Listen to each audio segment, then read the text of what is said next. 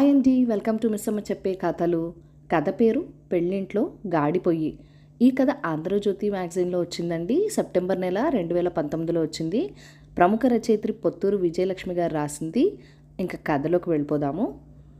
గుంటూరులో 4 తాతయ్యల ఇల్లు వరుసగా ఉంటాయని మీకు చెప్పాను కదా.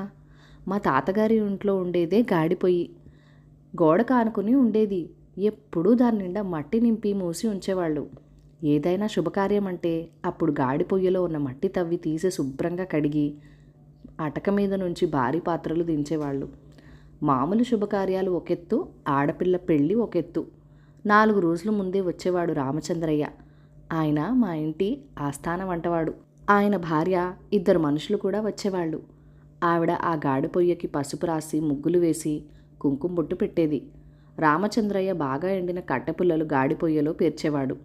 మా పెద్ద బామ్మ వచ్చి కర్పూరం తెచ్చి గాడి పొయ్యలో వేసి వెలిగించేది. వెంటనే కొబ్బరికాయ కొట్టేవాడు రామచంద్రయ్య. అప్పటికి మంట అందుకునేది. ఆ మంట మీద మూకుడు పెట్టి ఇంత నెయ్యి పోసి ముందుగా రవ్వ కేసరి చేసేవాడు. తీసి దేవుడికి నైవేద్యం పెట్టి ఆ ప్రసాదం అందరం తినేవాళ్ళం. ఇంట్లో మనవాళ్ళు చేసే వంటలకి, వంటల వాళ్ళు భారీగా చేసే వంటలకి బోల్డంత తేడా. ఆ రుచి ఏమిటో అసలు జివ్వ లేచి వచ్చేది. ఆ కార్యక్రమం అయ్యాక అప్పుడు అసలు పని మొదలు.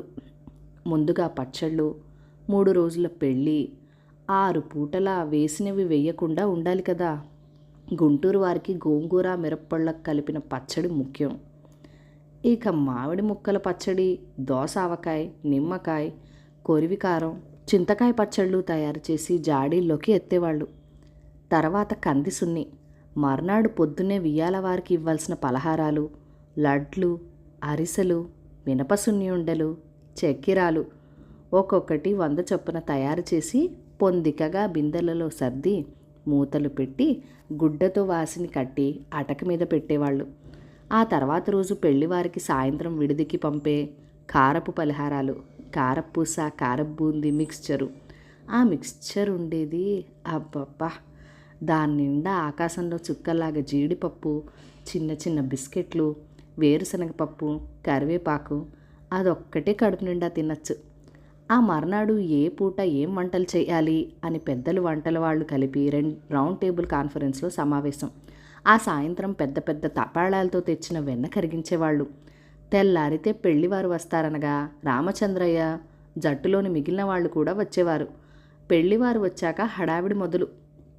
పొద్దున పూట ఒకరోజు బొంబాయి రవ్వ ఉప్మా, మర్నాడు గోధుమ రవ్వ ఉప్మా, మూడో నాడు ఇడ్లీ, సాయంత్రం ఒకరోజు మైసూరు పాక్, మరో రోజు జాంగ్రీ, మూడో రోజు రవ్వ కేసరి, వాటితో పాటు కారం పిండి వంటలు. పొద్దున భోజనంలో 2 రకాల కూరలు, పప్పు, పులుసు, ఒక పచ్చడి, ఒక ఊరగాయ, తీపి, కారం, పిండి వంటలు, అప్పడాలు, వడియాలు. తీపి ఒకరోజు పూర్ణాలు, రెండో రోజు లడ్డు, మూడో రోజు బాదుషా. కారం పిండి వంటలు ఒకరోజు అరటికాయ బజ్జీ, రెండో రోజు పులిహార, మూడో రోజు బంగాళదుంప బజ్జీ. రాత్రి భోజనాల్లో కూర, పప్పు, ఊరగాయ, సున్ని, మజ్జిగ పులుసు కానీ చారు కానీ ఉండేవి. ఒకరోజు సేమియా పరమాన్నం, రెండో రోజు సగ్గుబియ్యం పరమాన్నం, మూడో రోజు ఈ 2 కలిపి పరమాన్నం. రాత్రి భోజనాల్లో కారం పిండి వంటలు ఉండేవి కాదు. భూజాంబంతి నాడు మాత్రం ఆవడలు వేసేవాళ్ళు. ఇంట్లో పెళ్ళి అంటే ఆ వంటలన్నీ పీకల దాకా తినచ్చని ఏవేవో ఊహించుకునేవాళ్ళం. ఒక్కసారైనా ఆ కోరిక తీరితే ఒట్టు. పని, బోల్డంత పని. బ్రాహ్మల్లో చిన్నగా, బేస్తల్లో పెద్దగా ఉండకూడదు అనే సామెత ఉండనే ఉందిగా.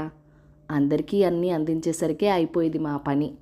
మరి ఆకలి వేస్తే పక్కకి వెళ్ళి ఓ లడ్డూనో, ఓ బజ్జీనో, లేకపోతే ఇంత పులిహార ఆకులో పెట్టుకొని హడావిడిగా తిని ఇన్ని నీళ్లు తాగి పరుగులు పెట్టడం అంతే తప్ప ఒక్కనాడు తీరిగ్గా తినే యోగరం. మగ పెళ్లివారి భోజనాలు అవగానే మాకు పెట్టేవాళ్ళు, కానీ అప్పటికే మాకు ఆకలి చచ్చిపోయేది. ఏదో తిన్నాం అంటే తిన్నాం అనిపించుకొని లేచి ఒళ్ళెరక్కుండా నిద్ర.